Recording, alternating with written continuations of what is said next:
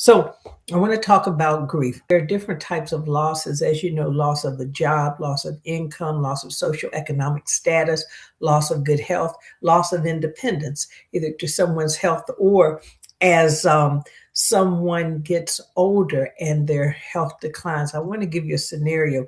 This is not a true story, but I use this in the classes that I teach on grief. If there's a man who's 65 or 69 years old, he's a single male, he's either widow or divorced, and the doctor decides to change his medicine, like blood pressure medicine or whatever medicine that he may be on, and he has an adverse reaction to that medicine. He has a seizure. Well, in Michigan, you have to be seizure free for at least 6 months to drive a car. So he's living independently. He had a seizure and he can't drive. So therefore, this is a man who was active, who would go and get his mail and do different things and go to the grocery store, have lunch with his friends and see his grandchildren and family. And now he can't drive. So he's there in his home. Well, he's suffering. Not only is he isolated, but he can't go and see the people that he once seen. He doesn't have the social interactions. So there are different forms of grief. But what I want to focus on primarily is the loss of a loved one. And the model that I want to talk about is a basic one that's been around for a very long time. It's Dr. Elizabeth Kubler-Ross, and she is a physician.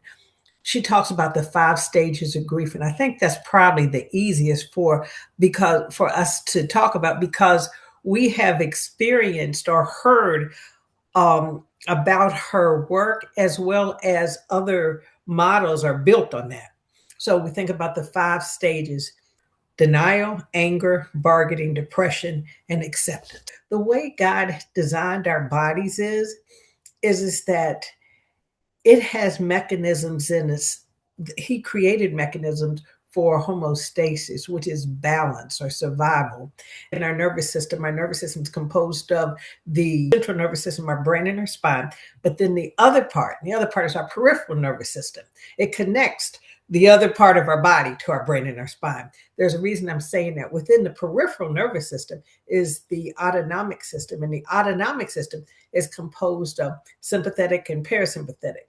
I'm going somewhere with this, but we all have heard of this: fight or flight, sympathetic nervous system. So I want to say that to say is that when we think of denial, or there's a tragedy, or there's a death, there's a loss of something, automatically, our body will deny it, or will go numb or be in shock. That is one of the ways that we don't fully take in or comprehend or become overwhelmed in the emotional response, because it can be overwhelming. Different people respond different ways. First thing that is mentioned in the grief process is denial. This really didn't happen. You're shocked, you're numb, you think, oh my goodness, just what is going on? It's a defense mechanism to keep from being overwhelmed. And then anger. So denial and then anger. You know, anger at the person who died, anger at God, bargaining. Bargaining is saying, well, if I would have done this, maybe this would have happened differently. Or if I would have done this, maybe this would, God, let me do this. And maybe you can change the outcome. Or even in a relationship, you change your behavior, concept, or thought, or patterns.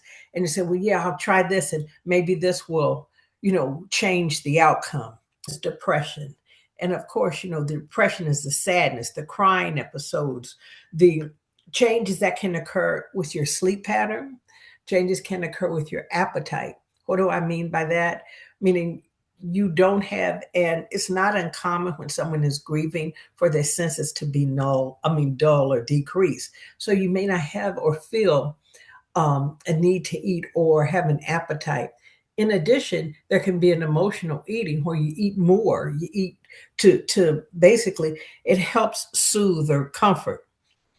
And with respect to depression, I want to share, it's normal to cry, and it's okay to cry. It's okay to feel sad. It's okay to acknowledge your emotions.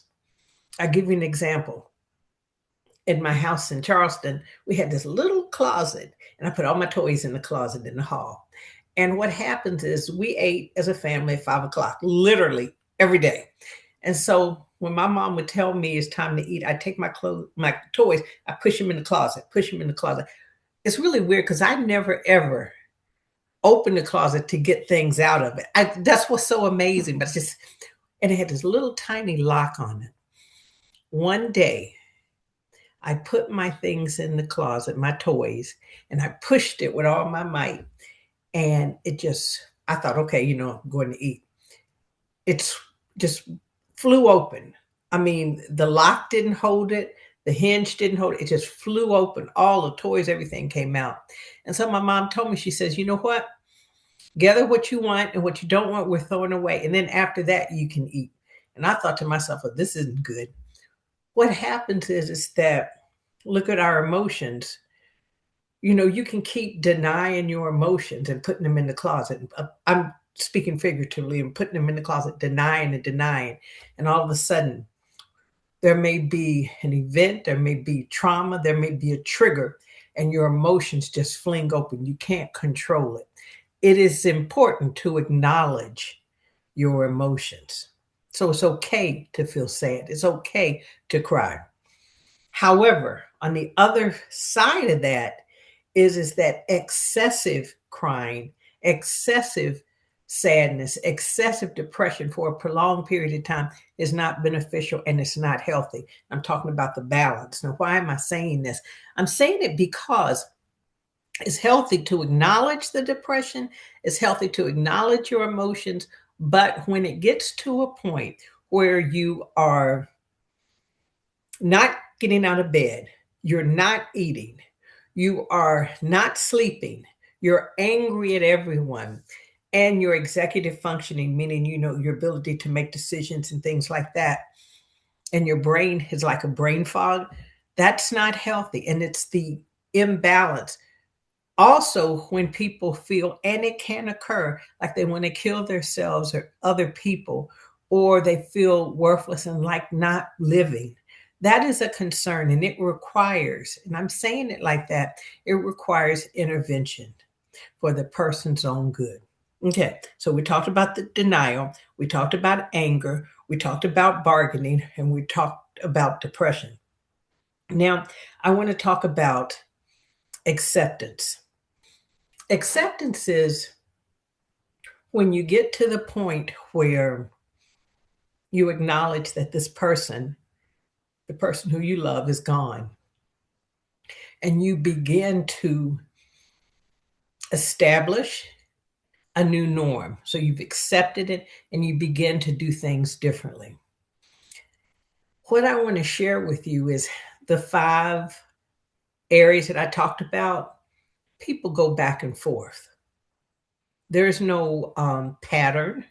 There could be triggers such as holidays, anniversaries.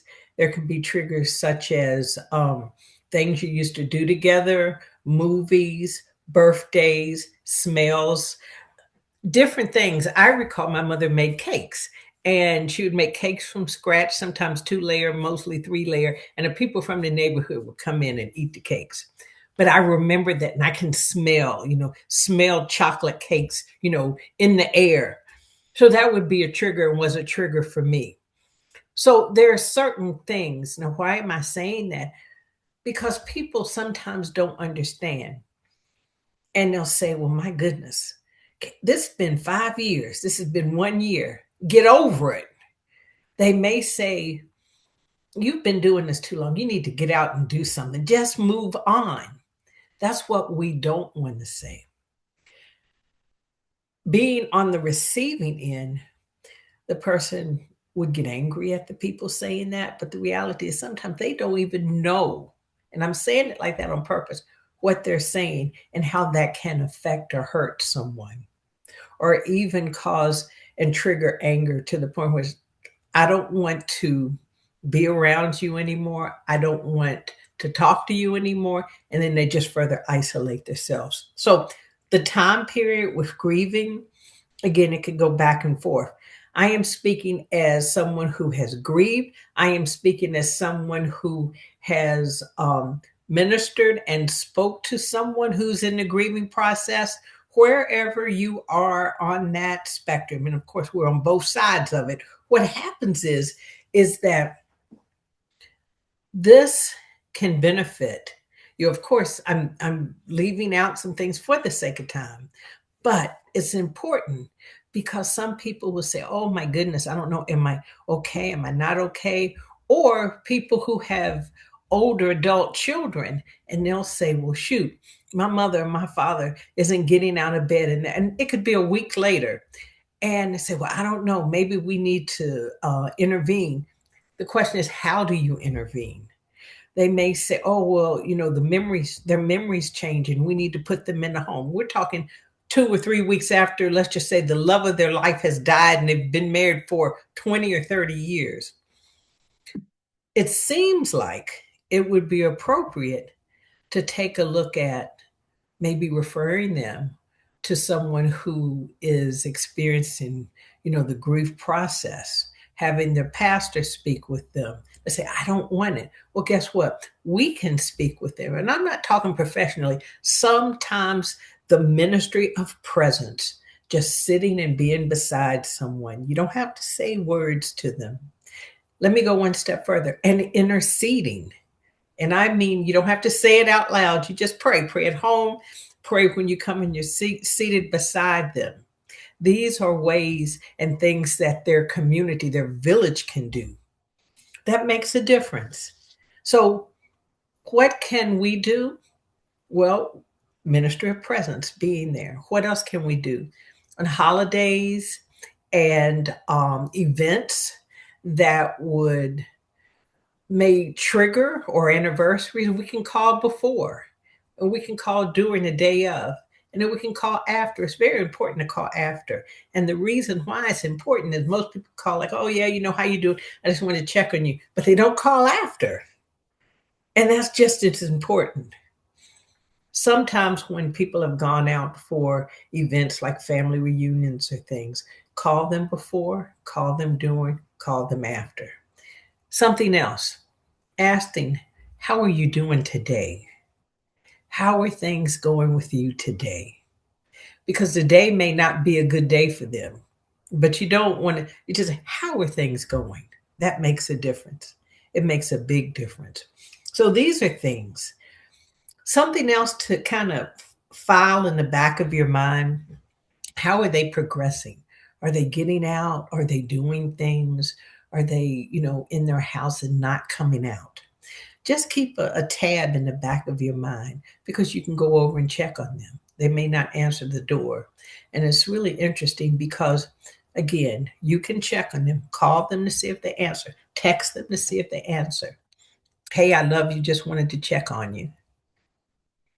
And if they say no, they don't want to go out or go out for ice cream or take a walk, it's okay. But do not, if they don't respond, stop connecting with them. That's what we can do for someone who's grieving. What about someone who is going through that process? Well, one of the things that is important is do not isolate yourself. It's easy, and the tendency is to close the blinds. It's easy, and the tendency is to basically just lay in bed and be still. It's easy, and the tendency is not to shower, not to get up and put your clothes on.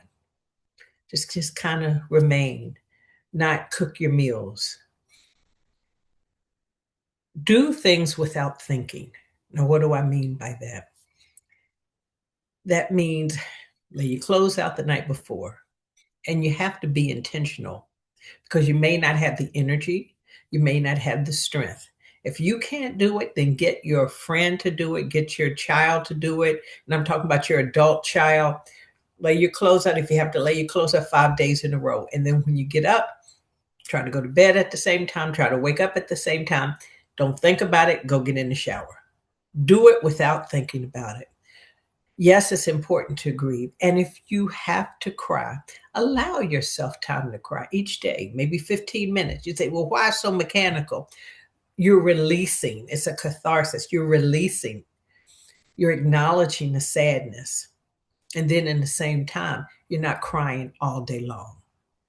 So these are some of the things. Eat a balanced diet. Again, you may not feel like eating, you may not feel like cooking.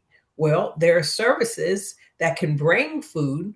For seniors, there's Meals on Wheels. For other people, their family members that can cook and drop food off. Coordinate it, or get your adult children or your grandchildren or your church members to coordinate that.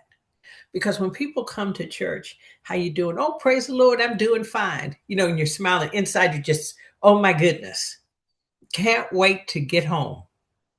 It's not unusual. Or you go to work. How you doing? Oh, I'm fine. Or how you doing? Okay. And you just keep on. The reality is they may be okay or they may not be okay. We may feel as though, let me just make it until noon. Then they reset, people reset, and it's let me just make it until 4:30, 5 o'clock. And then go home and isolate, go home and not eat. It is so important that we take care of each other. It's so important. And that we think about ourselves. I'm going to add one other thing that's important is to weigh yourself. Be cognizant. Be cognizant of, I've seen people lose 20 and 30 pounds in a month, healthy people. So I just wanted to share those things. Now I want to talk a little bit about, remember I talked about the nervous system. I see some people in my practice and family members after loved ones died, and what happens is they may be prone to colds or their blood pressure may go up. Remember I talked about how the sympathetic nervous system basically is our survival mechanism, fight or flight. In the presence of a threat or perceived threat, our brain is signaling the structures in the brain that take over that signal. And it's like, boom, boom, boom, boom. It's like emergency, danger, danger, danger. What happens is hormones are released, neurotransmitters, which are chemicals, and hormones, which are secreted or produced and secreted by glands in the body. And these chemicals travel to different parts of the body. And so as a result, what happens is that they change, control, regulate different mechanisms and functions. For example, like the growth hormone, we're all familiar with that. Mood can be altered and changed. Heart rate, for example. And we're all familiar with the names cortisol. We know that. It's the major stress hormone. Epinephrine or adrenaline, same thing. We're familiar with that. So why am I saying this? I'm saying this because what is the effect of epinephrine? Think about it, or adrenaline. You think of adrenaline, you think of, think of the guys, pumping iron and all that kind of stuff. Your heart increase, your heart rate increase, your breathing increases, your blood pressure increases. These are the things that we see when the sympathetic nervous system is quote unquote activated. I mean, it's there, but I'm talking about really, really activated. The digestive system slows down. So also, the immune systems decrease. It is not unusual for someone who is in the presence or is experiencing chronic stress to be more prone to certain cancers and the exacerbation, or I should say, the reoccurrence of cancers, to be more prone or at risk of diseases or inflammation or colds or flus or headaches or stomach problems. You see these. So why am I saying this? Because we can guard against it. Make sure you eat a balanced diet, meaning not high in fats, not high in salt. Because remember, I said these hormones can increase the blood pressure, increase the heart rate. It is not unusual. So there are things that we can do to help ourselves. There are things that we can do. I mean, for example, to get the flu shot, I'm just saying, for example, to stay away from places that have, high rates or active rates of colds and things, especially when we're grieving. That's important. The last thing, which to me is the most important thing, is prayer. You know, God has created us in our bodies in order to sustain. Now, what do I mean by that? I mean, He's given us the immune system. He's given us, you know, the capacity to speak words. He spoke the world into existence. I believe I've been trained, and I believe in my spirit that God heals by signs, wonders, and miracles. I'm been healed by literally by a miracle from God. He heals over time because He's sovereign. He does what He wants, how He wants, with whom He wants, when He wants, and He heals through clinicians. So it is okay to get help. It's okay to see a therapist. It is okay to talk about what's going on. And the reason why is because He heals by signs, wonders, and miracles. He heals over time, and He heals by using clinicians. Isaiah 61, verses 2 and 3, to proclaim the acceptable year of the Lord and the day of vengeance of our God, to comfort all that mourn, to appoint unto them that mourn in Zion, to give unto them beauty for ashes, the oil of joy for mourning, the garment of praise for the spirit of heaviness, that they might be called trees of righteousness, the planting of the Lord, that He might be glorified. We glorify Him. And Psalm 147:3 says, and He healed the broken heart. Healeth, ETH, means He healed them. He's healing them now, and He continues to heal. He healeth the broken heart and bindeth up their wounds.